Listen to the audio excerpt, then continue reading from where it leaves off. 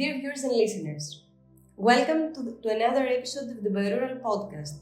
Today, we are very honored to welcome Alvaro Alemany from Protiberia, one of the 3 winning ideas from the Southwest workshop, which happened in the framework of BioRural and was conducted in the previous months. Alvaro, welcome and thank you very much for joining our podcast today. Good morning. Thank you very much for inviting me. I'm happy to be here exposing our idea. Thank you very much. So, to start our discussion, first of all, congratulations on winning one of the 3 places in the BioRural works of the previous months. And I would like you to describe us a little bit more about your winning solution, your idea. What are the basic elements that compose this idea, and what inspired you to realize it? Okay, first of all, thank you. And before explaining our idea, I would like to put a little bit of context on it. So, as we all know, in the next decades, there will be a growth population, and it will be more difficult to have food for us and for the animals that we consume. So we are in a need to find alternative ways to obtain food and feed. So here is where the insect farming idea appears, because we more specifically work with Protiberia molitor, that is an insect that is rich in protein and high quality protein and fats. So the one of the advantages of insect farming is that you can feed them with almost any organic waste that you obtain from the agri-food sector. So here, that's one of the, this is our idea in Protiberia. And well, there is a residue that is called spent mushroom substrate that, if not managed correctly, it can pose some environmental hazard. So here is where our idea came, because we intend to use this spent mushroom substrate as feed for the insects, for the Protiberia molitor, the yellow mealworm.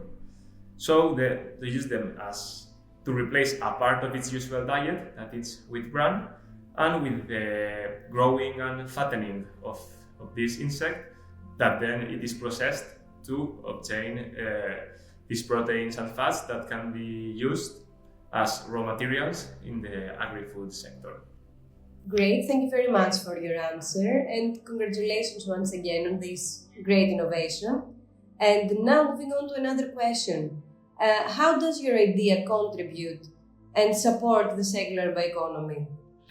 Okay, so following what I mentioned in this first question, this spent mushroom substrate is a residue that, as I said, if not managed correctly, it's not good environmentally, and so we, instead of letting it go to compost and generate all these problems, we are taking it and using it to feed the insect.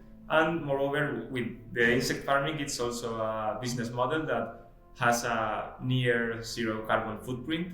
So at the same time, we are avoiding that this residue can cause these environmental problems, and also we are also producing these proteins and fats for the agri-food sector that are obtained in a more sustainable way than the traditional protein sources like beef, poultry, and animal, or even, for example, the vegetable proteins like soya, that it has to be transported from one part of the world to another one. So, and it's also not the best option environmentally talking. So your idea supports circular bioeconomy in many ways, and this is very important. And you told us a little bit about your idea, but I would like to know a little bit more about why your idea stands out. What is the different thing that it has to offer in comparison with other solutions?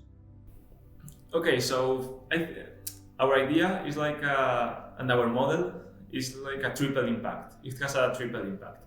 It has it at environmental level, at social level, and at the business level. So to start with the environmental level, as I have already mentioned, it is a system that it has nearest to zero carbon footprint, and also the products that we are obtaining are also high quality with as high quality as maybe the traditional sources.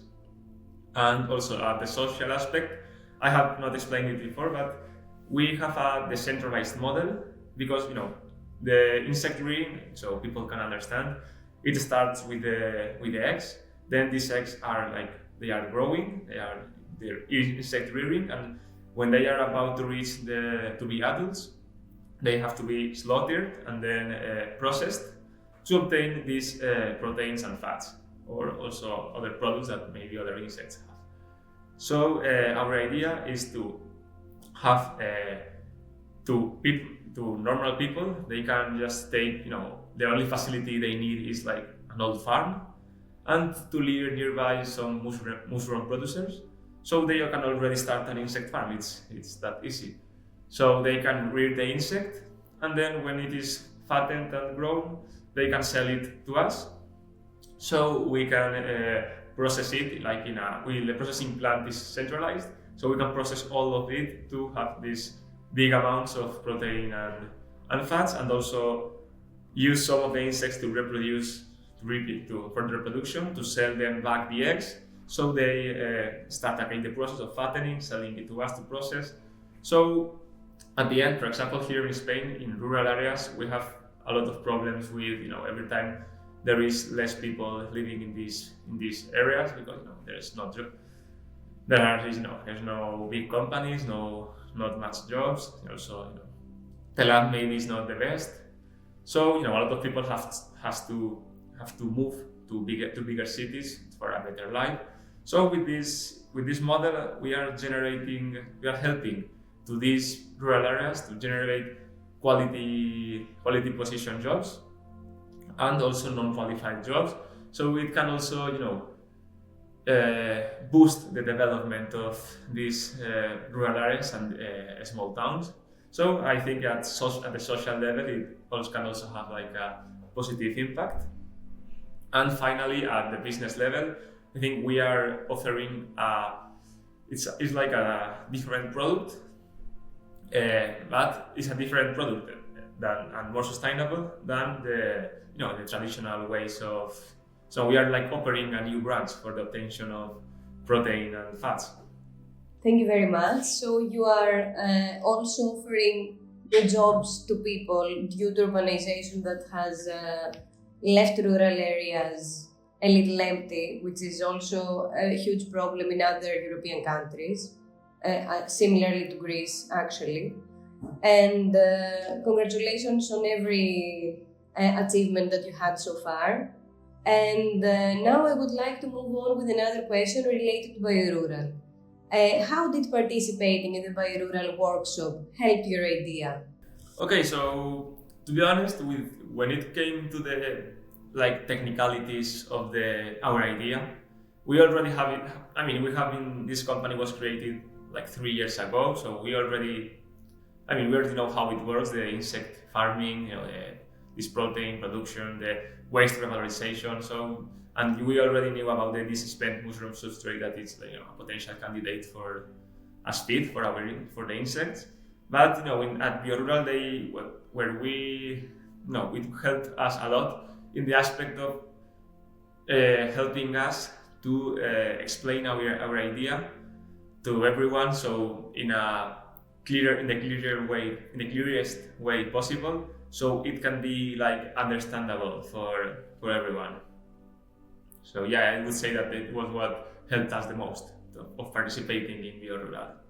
Thank you very much, and also it was great that you participated in it and had so many opportunities to also communicate with other innovators, either from the same sector or from other sectors, which is also something that is always interesting for ideas that were just born or are in a scale-up level. And Can you give us also an overview of your future plans? What are you planning to do with your company? Okay, so regarding this idea of using this spent mushroom substrate, first of all, I mean the scientific literature showed us that it has been tried with a specific species of mushroom. So what we would, and it can replace up to 40% the usual diet of the mealworm, that is wheat bran. So the future plans would be first of all try it with the current working species of mushroom we have, and check with this species what would be the percentage of replacement of the wheat bran. And once we have it all clear, we would like to be able to scale it up to the industrial level, to industrial production. So yeah, I think that regarding this idea, that would be our path. Great, and good luck with your future plans. We hope the best for you. And one last question before we close our discussion today. Are you ready for the Bioeconomy Challenge, which will take place in May? And you will participate also in it? Yeah, we are really looking forward to it. And as you mentioned in the past question, that here in Valladolid we were able to also make a lot of contacts. That we have had some meetings in the past months, even it maybe not related with this idea, but it helped us to meet a lot of people. So in Brussels, besides also presenting our idea and show it to more people, we are also really looking forward to it, so we can also meet a lot of other people and companies with great innovative ideas, and share it with them, and make some contacts and networking. So I think it would be a very positive experience, not only in our idea but also as a company in general. Thank you very much, and we hope you can make the most out of the Bioeconomy Challenge final in Brussels. And of course, new contacts and connections always are important in the sector of bioeconomy and circular economy, and in all sectors, of course. So good luck with taking your idea in Brussels and competing with the rest 11 ideas there. Good luck with everything, and thank you very, very much for joining our podcast today and for sharing your solution with us. Okay, so thank you very much for inviting me. So it was my pleasure. So let's hope for the best. And as for you, dear viewers and listeners, thank you very much for watching this podcast episode. Stay tuned for our next episodes. Thank you.